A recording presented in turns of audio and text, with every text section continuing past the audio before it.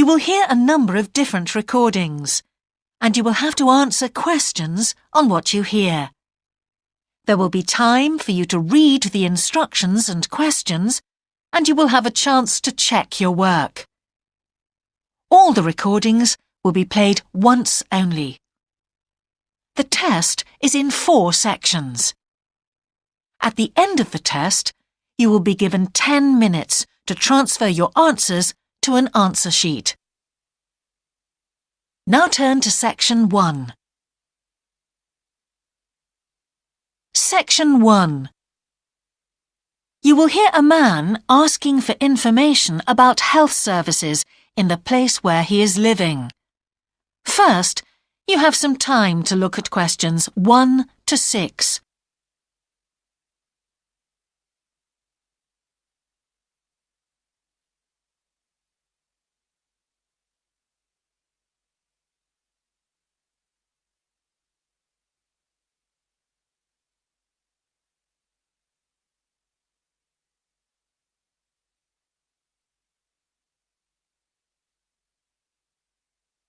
You will see that there is an example that has been done for you. On this occasion only, the conversation relating to this will be played first. Can I help you? Yes, I've just moved to this area with my wife and children, and I'd like to know where we can all register with a doctor at a health centre. Oh, OK. Well, there's Dr. Green at the Harvey Clinic. The woman says the doctor at the Harvey Clinic is called Dr. Green, so Green has been written in the space. Now we shall begin. You should answer the questions as you listen, because you will not hear the recording a second time. Listen carefully and answer questions 1 to 6. Can I help you? Yes, I've just moved to this area with my wife and children, and I'd like to know where we can all register with a doctor at a health centre. Oh, OK. Well, there's Dr. Green at the Harvey Clinic. We always recommend her for babies because she's very good with them and she runs a special clinic.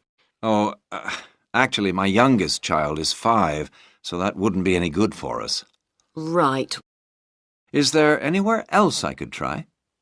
Yes, the Eshcol Health Practice is the next one on my list. How do you spell that? Eshcol.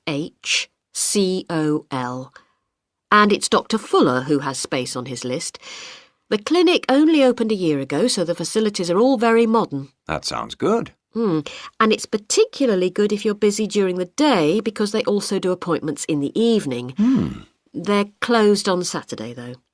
The only other place on the list is the health centre on Shore Lane. You can register with Dr. Gormley. That's Gormley.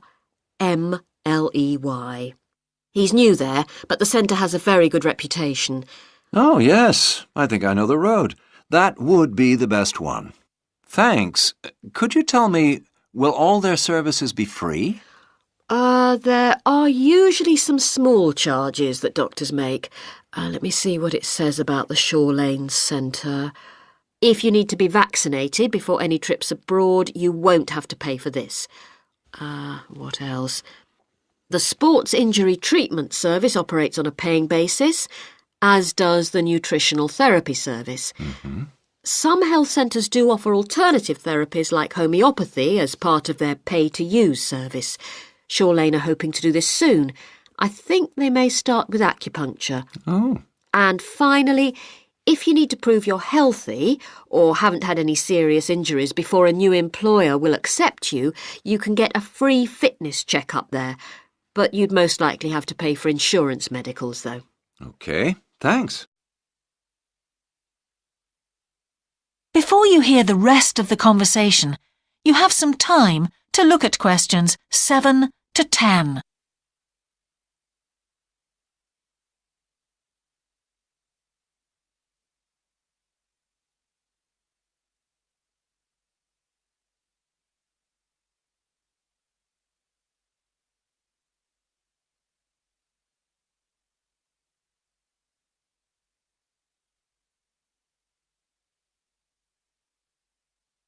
Now listen and answer questions 7 to 10.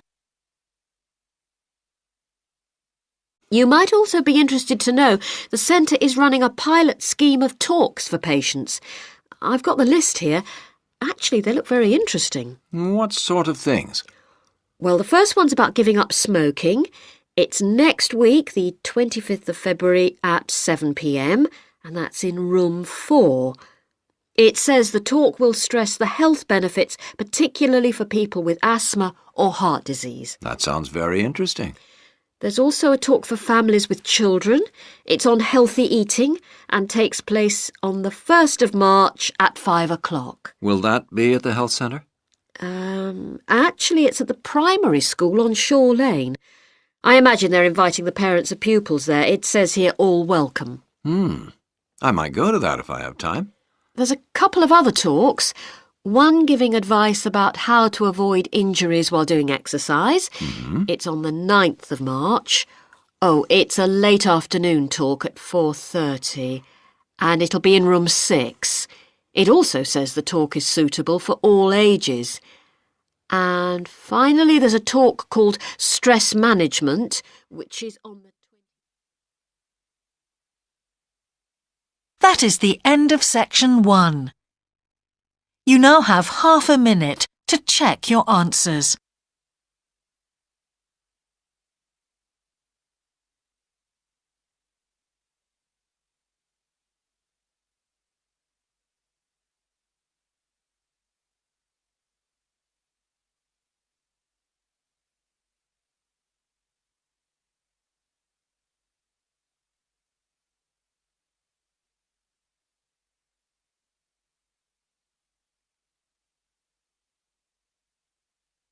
Now turn to section 2.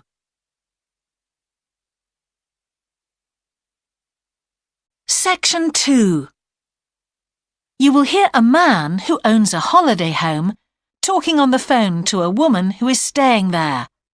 First, you have some time to look at questions 11 to 13.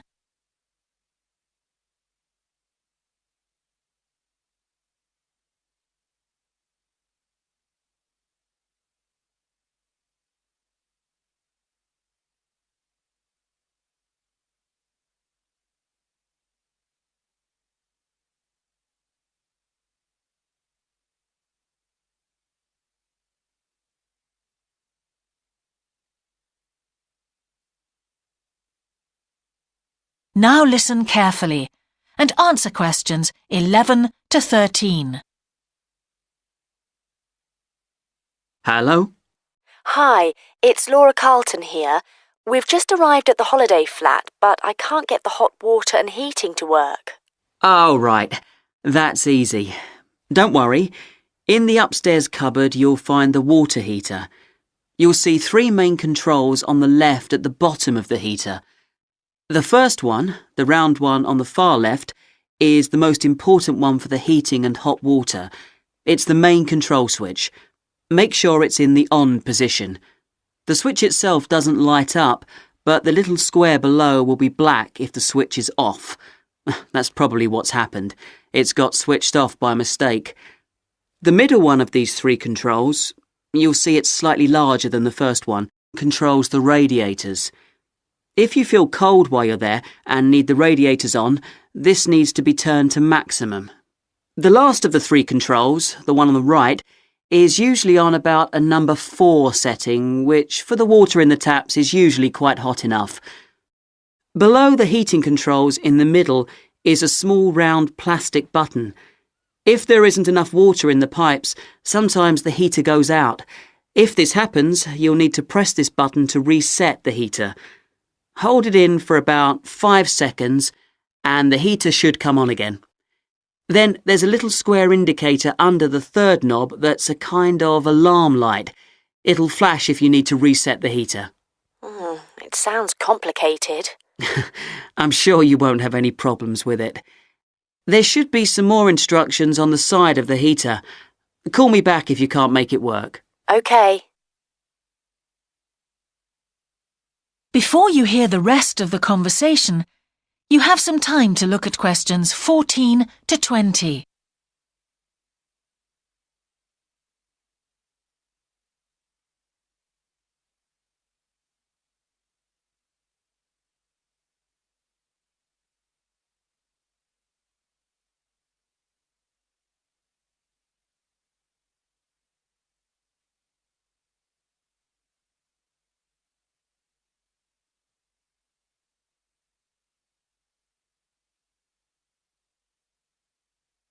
Now listen and answer questions 14 to 20. While you're on the phone, we haven't managed to find a few things we need, like extra pillows for the beds and some washing powder. Is there any here? Pillows, yes. If you look in the cupboard, the large white one upstairs, to the left of the bathroom door, there should be 4 or 5 on the top shelf. And if you want to do some washing, there's some powder for that, probably by the back door. There's a kind of shelf there above the sink. In fact, I'm sure there's some there in a large blue box. You need about half a cupful for each wash. Oh, and that reminds me. The spare key to the back door is hanging on a hook on the wall by the sitting room window. Please make sure to put it back when you've used it. The previous guest lost it in the garden and I had to get another one made. And if you have any trouble with the lamps, you'll find some spare bulbs in a large cardboard box. It's on top of the washing machine with all kinds of useful things in it. Oh, and another thing I forgot to mention when we last spoke. Yes? I've left you a local map so you'll be able to find your way around easily. It shows the whole area. I put it in the top drawer of the chest under the TV in your bedroom. There's a whole file of local information in there too. Thanks. What about visiting the town? Can you give us any advice? Yes.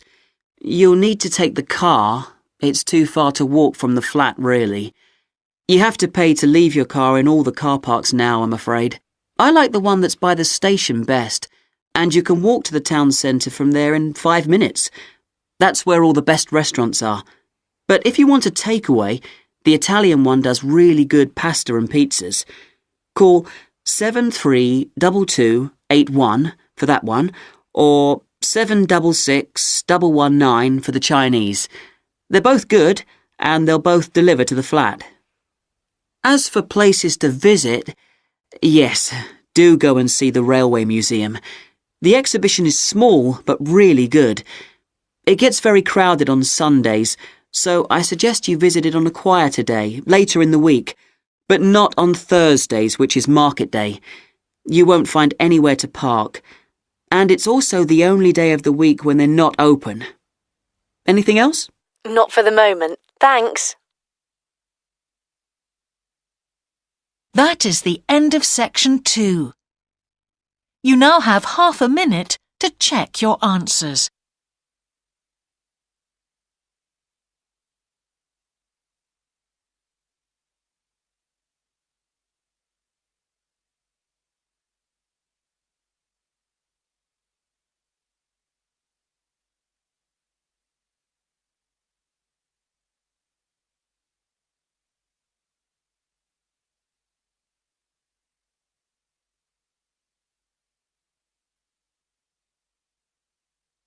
Now turn to section 3.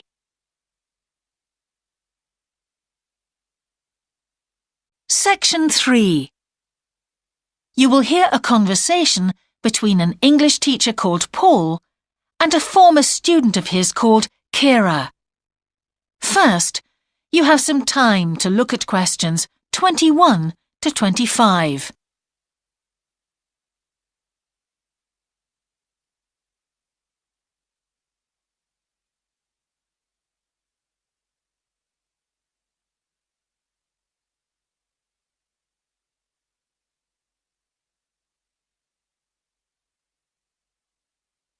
Now listen carefully and answer questions 21 to 25. Hello, Kira. How are you? Fine, thanks, Paul. How are you? Well, thanks. It's good to see you. It must be 12 months since you did our course. That's right. It's nice to come back and say hello. What course did you enroll in? Actually, I went straight into third-year pharmacy. They credited me with 2 years, which probably made it more difficult for me. On the other hand, you were lucky to be granted credits. Is that why you chose the course? Yes, and as I'd already finished a course in it in my country, I thought it would be easier if I studied something I already knew. I didn't realize you went into third year. I thought you started in first year. No wonder it was so hard. And what do you think is one of the big differences between studying at a university here and studying in your country? Well, I found it very difficult to write assignments because I wasn't familiar with that aspect of the system here. The main problem is that the lectures expect you to be critical. That made me feel really terrible. I thought, how can I possibly do it? How can I comment on someone else's research when they probably spent 5 years doing it? I think a lot of people who come from overseas countries have similar problems. But after a while, it became easier for me. People expect you to have problems with the process of reading and writing, but in fact, it is more a question of altering your viewpoint towards academic study. How was the content of the lectures? Was it easy for you? I didn't really have many problems understanding lectures. The content was very similar to what I'd studied before. And what about the lecturers themselves? Are they essentially the same as lecturers in your country? Well, actually, no. Here they're much easier to approach. After every lecture, you can go and ask them something you didn't understand, or you can make an appointment and talk to them about anything in the course. Maybe you found them different because you're a more mature student now, whereas when you were studying in your country, you were younger and not so assertive. No, I don't think that's the difference. Most of the students here do it. In my faculty, they all seem to make appointments, usually to talk about something in the course that's worrying them, but sometimes just about something that might really interest them, something they might want to specialize in. The lecturers must set aside certain times every week when they're available for students. That's good to hear. Before you hear the rest of the conversation, you have some time to look at questions 26 to 30.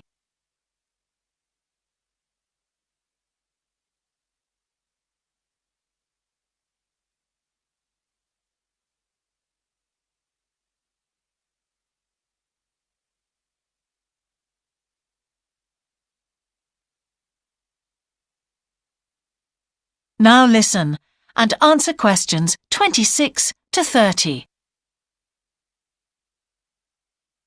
And how was your timetable? Was it a very busy year? Oh, very, very busy. They make you work very hard. Apart from lectures, we had practical sessions in a lot of subjects. We did these in small groups. I had to go and work 4 hours every week in a community pharmacy. Actually, I enjoyed this very much, meeting new people all the time. Then in second semester, we had to get experience in hospital dispensaries. So every second day we went to one of the big hospitals and worked there. And on top of all that, we had our assignments, which took me a lot of time. Oh, I nearly forgot. Between first and second semesters, we had to work full-time for 2 weeks in a hospital. That does sound a very heavy year. So, are you pleased now that you did it? Do you feel some sense of achievement? Yeah, I do feel much more confident, which I suppose is the most important thing. And have you got any recommendations for people who are studying from overseas? Well, I suppose they need very good English. It would be much better if they spent more time learning English before they enter the university, because you can be in big trouble if you don't understand what people are saying and you haven't got time to translate. Anything else? Well, as I said before, the biggest problem for me was lack of familiarity with the education system here. It sounds as if it was a real challenge. Congratulations, Kira. Thanks, Paul. That is the end of section 3. You now have half a minute to check your answers.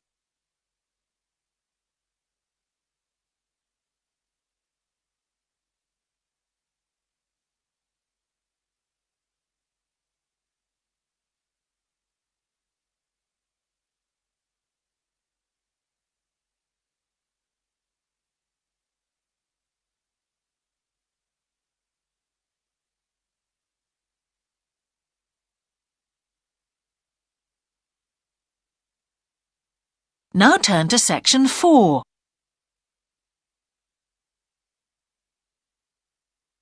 Section 4. You will hear a talk about a project on the wildlife found in city gardens in Britain. First, you have some time to look at questions 31 to 40.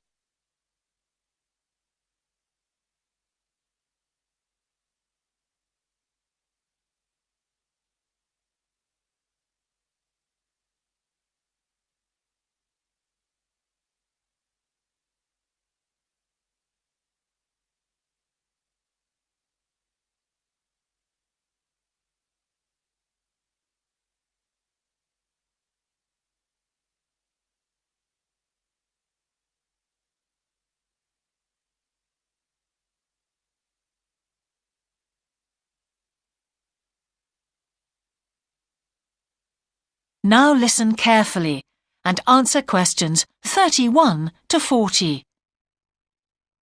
Good morning. Today I'd like to present the findings of our Year 2 project on wildlife found in gardens throughout our city.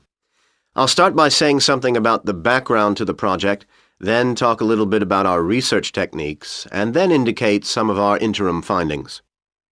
First of all, how did we choose our topic? Well, there are 4 of us in the group, and one day, while we were discussing a possible focus, 2 of the group mentioned that they had seen yet more sparrowhawks, one of Britain's most interesting birds of prey, in their own city centre gardens, and wondered why they were turning up in these gardens in great numbers. We were all very engaged by the idea of why wild animals would choose to inhabit a city garden. Why is it so popular with wildlife when the countryside itself is becoming less so? The first thing we did was to establish what proportion of the urban land is taken up by private gardens. We estimated that it was about 1/5, and this was endorsed by looking at large-scale usage maps in the Town Land Survey Office, 24% to be precise. Our own informal discussions with neighbors and friends led us to believe that many garden owners had interesting experiences to relate regarding wild animal sightings. So we decided to survey garden owners from different areas of the city. Just over 100 of them completed a survey once every 2 weeks for 12 months, ticking off species they had seen from a pro forma list, and adding the names of any rarer ones. Meanwhile, we were doing our own observations in selected gardens throughout the city. We deliberately chose smaller ones because they were by far the most typical in the city. The whole point of the project was to look at the norm, not the exception. Alongside this primary research on urban gardens, we were studying a lot of books about the decline of wild animals in the countryside and thinking of possible causes for this. So what did we find? Well, so much that I just won't have time to tell you about here. If you're interested in reading our more comprehensive findings, we've produced detailed graphic representations on the college website, and of course any of the group would be happy to talk to you about them. Just email us. What we've decided to present today is information about just 3 species because we felt these gave a good indication of the processes at work in rural and urban settings as a whole.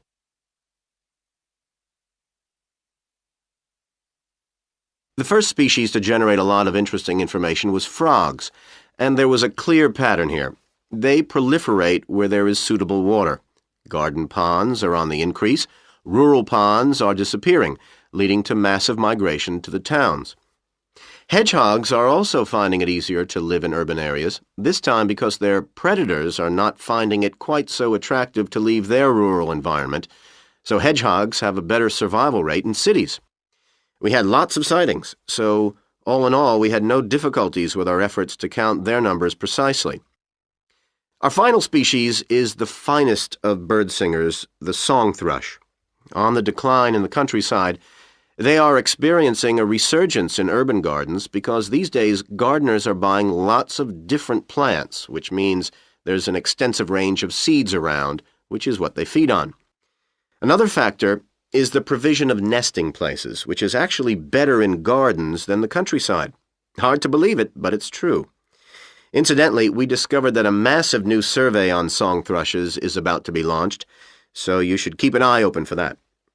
Now, I'd be happy to answer any questions you may have. That is the end of section 4. You now have half a minute to check your answers.